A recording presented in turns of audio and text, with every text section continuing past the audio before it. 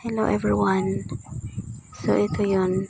Meron akong apps na natuklasan na makikita mo kung anong nangyayari sa earthquakes. So yan.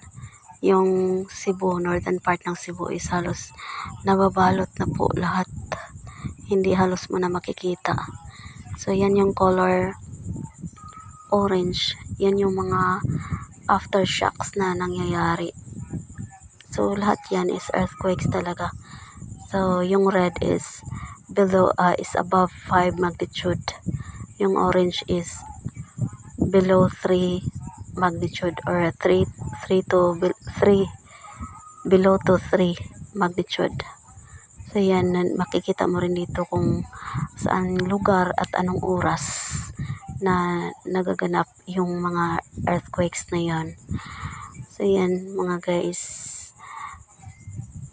sobrang talaga nakakalungkot kasi hanggang ngayon is active pa rin yung earthquakes mga lods. Active pa rin siya. Kung nakikita mo dyan sa unang video ko, makikita mo na ang gumagalaw pa rin po. Meron talagang active na makikita.